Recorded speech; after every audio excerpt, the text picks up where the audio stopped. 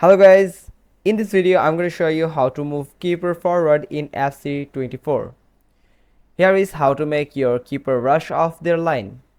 In PlayStation, hold down triangle. Your keeper will begin to rush toward the ball as soon as you hold down triangle and will continue to advance until you release the button. Here is the triangle button as you can see in this picture, and in Xbox, hold down Y button.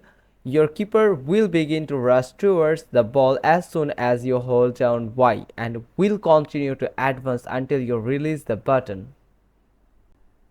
Now, you can also adjust your goalkeeper's starting position manually. To do so, simply follow this step.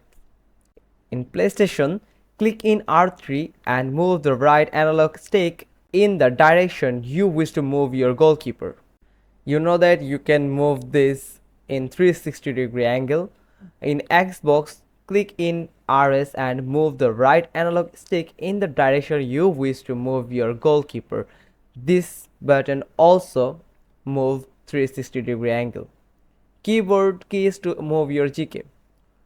Hold the T button, the default key, and tap 4, 6 to move the GK right, left, and 2, 8 to move the GK the up and down direction. Don't forget to click on num lock.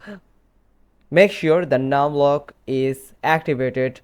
For this, when you use this number pad, this 4628 button, it will work as the command left, right, up, down moving command, and if you don't click on num lock, then it won't work for you.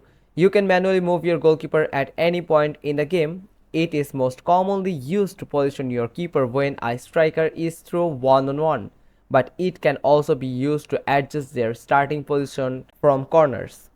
There you have it. Hope you found this video helpful. Give us a thumbs up. Don't forget to subscribe our channel. Click on the bell icon for more informative video. Happy gaming.